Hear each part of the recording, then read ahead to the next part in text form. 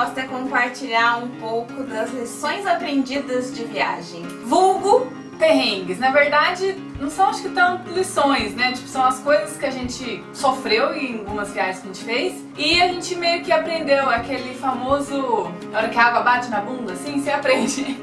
É que a gente sempre coloca vídeo de dicas e durante a viagem, mas na edição e na hora de contar uma viagem, a gente sempre acaba falando das coisas boas e não contando do que não deu certo, até porque a gente quer contar o que é legal, né? E aí a gente resolveu, poxa, vamos compartilhar também o que não deu certo pra ver se numa próxima viagem as pessoas podem se planejar e cuidar desses problemas que a gente teve, né? Se prevenir pra não acontecer o mesmo. E o legal é falar assim, que viagem, nossa, uma delícia viajar, é muito gostoso, não sei o quê.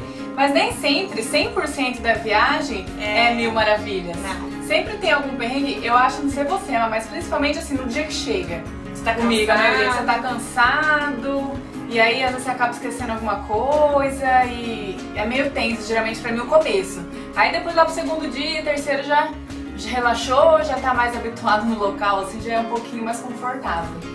Eu normalmente quando eu tô indo na viagem, no começo, eu tô empolgada, do tipo, uau, tô num lugar novo, não sei o que, tem que conhecer. E no final eu fico mais cansada, então no começo eu acho que eu ainda tô na adrenalina do tipo, yes, tô passeando. Então, diferente, né? Eu já no final, eu já tipo tô, assim, a hora que eu tô começando a gostar mais do lugar, aí já fico triste porque eu indo embora. mas vamos começar. Conta pra mim um negócio que você se lascou numa viagem. Bom, a maioria dos meus perrengues de viagem envolvem assim, meios de transporte. O primeiro, se pensar em ordem cronológica de viagem, é quando eu fui pro Uruguai. Parênteses. A Agnes sempre tem uma ordem, eu não tenho ordem. Fecha parênteses. Quando eu fui pro Uruguai, a gente alugou um carro pra ir pra... como chama aquela cidadezinha? Colônia de Sacramento. Ah, lembrei. E lá no Uruguai, quando eu fui, era finalzinho de 2011. E aí, não tinha no Brasil ainda a lei, mas lá tinha a lei que você tinha que andar com os faróis do carro aceso na rodovia. E você esqueceu de ligar o farol? Não, porque eu via muitas placas, então eu estava sempre atenta. Gente, tem que ligar o farol, tem que ligar o farol. Só que a gente foi pra essa cidadezinha lá de Colônia de Sacramento, chegou lá, tal, passeou, blá blá blá blá blá blá, e a gente, na hora que voltou pro carro, a gente viu que a gente tinha esquecido de desligar o farol e a bateria do carro tinha ido embora. Só que aí depois a gente descobriu que os carros, acho que os carros alugados já tem um mecanismo que você liga o carro, acende o farol e desliga o carro, o farol apaga. Aí você E a ligou gente não manual. sabia. A gente ligou porque a gente viu as marcas e ficou preocupado. Falou, não, tem que ligar, vamos fazer, vai que leva multa, né? A gente ficou com toda essa preocupação em viagem. Daí, como eu era a única que falava espanhol ali, tive que ligar pro cara lá da locadora. Eu não sei se eu liguei direto pra locadora ou se eu já liguei pro seguro que tinha a cartinha lá. Mas aí eu conversei com a pessoa pra eu tentar. E pra eu tentar, porque assim, a gente fala espanhol, só que tem uma coisa ou outra que você não consegue falar direito. Porque eu falei assim, tipo, a bateria do carro acabou.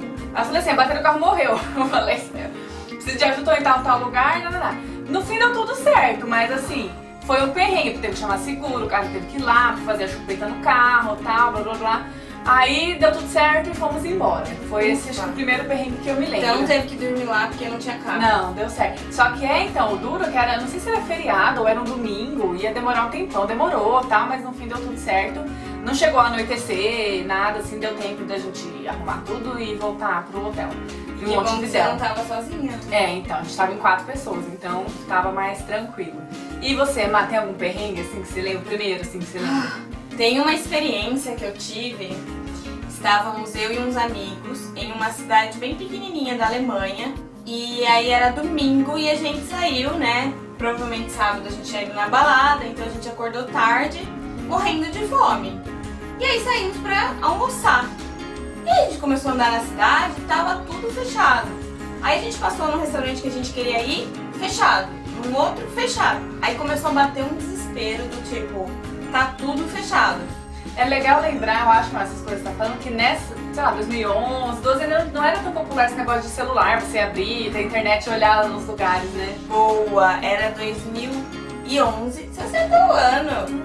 Era 2011, existia sim celular, mas não existia, o smartphone não estava muito popular.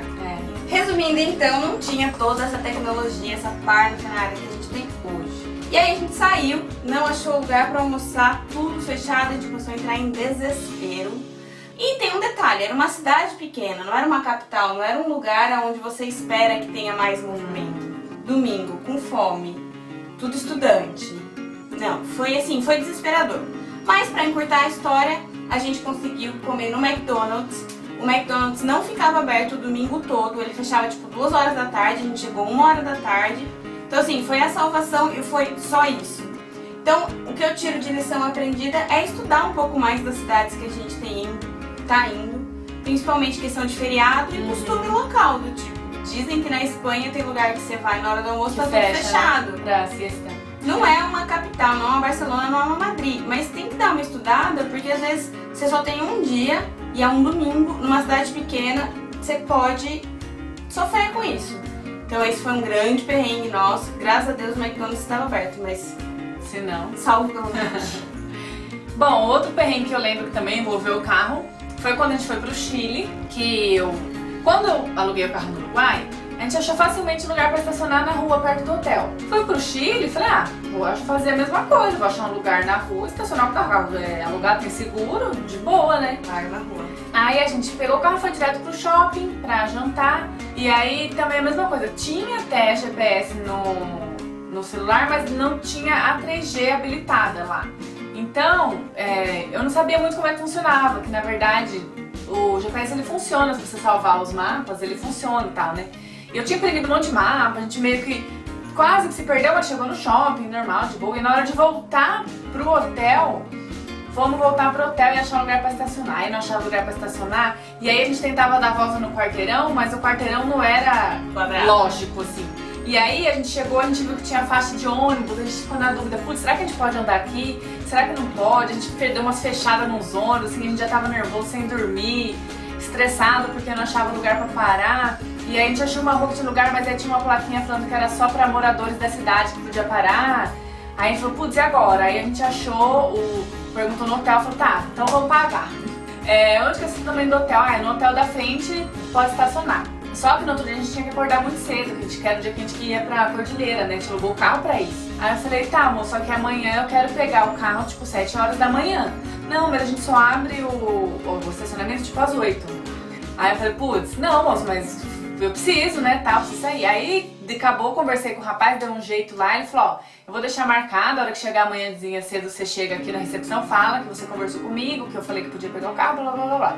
Mas enfim, o fato de não ter GPS, de não ter pesquisado onde eu poderia estacionar fora, assim, no estacionamento do hotel, assim, ir na fé de achar que eu ia achar um lugar na rua pra parar, foi um perrengue, a gente tava super cansado, foi bem estressante, sabe? Então foi, assim, uma daquelas coisas que, ai, nossa, tipo, cansou, tipo, não, nunca mais vou fazer isso na vida, isso foi bem duro. E o seu, outro perrengue, conta aí. Então, eu já tive o perrengue eu viajei bastante sozinha, já fiz alguns vídeos de como viajar sozinha. E um perrengue foi, eu estava em Londres e aí eu ia pegar o avião pra voltar pra Alemanha, eu morava na Alemanha na época. E o voo era um horário que um dia antes eu comecei a me planejar como é que eu vou chegar no aeroporto pra pegar este voo. E aí começou que não tinha transporte logo de manhã, tipo o voo era 5 horas da manhã. Não tinha transporte, sei lá, às 3 ou às 4 da manhã pra eu chegar a tempo pra pegar o voo das 5. E aí eu comecei a entrar em desespero, porque eu falei, gente, como é que eu vou pegar o voo amanhã? Sozinha. Então, a única alternativa que eu tive foi pegar o último ônibus até o aeroporto no dia anterior. Então foi às 11 horas da noite. E aí eu fui com a fé e com a coragem que era possível dormir no aeroporto. Não sei se vocês já ouviram falar já isso, fiz isso, mas existe essa tática de dormir no aeroporto. Só que se a cidade não é grande, não é aconselhável dormir em aeroporto. A sorte é que eu tava em Londres, Londres é a capital da Inglaterra, e aí eu fui com a fé e com a coragem. Só que assim, sozinha, foi muito tenso. Primeiro, o fato de eu procurar um dia antes como que eu ia chegar lá, e aí eu cheguei ali na hora, agora eu tenho que já correr pro ponto de ônibus, pegar. E o desespero de chegar lá, ficar com a minha mala, esperando 5 horas, porque eu cheguei lá, era meia-noite, o voo era 5 horas da manhã, e aí você dá uma dormidinha, mas não muito, porque eu tava sozinha no aeroporto, então foi um grande perrengue. E o que eu tiro de lição aprendida é pegar um voo num horário mais humano, que a gente não precise se matar no dia anterior, na madrugada e tudo mais. ainda mais sozinho. Então acho que planejamento resolve tudo, né?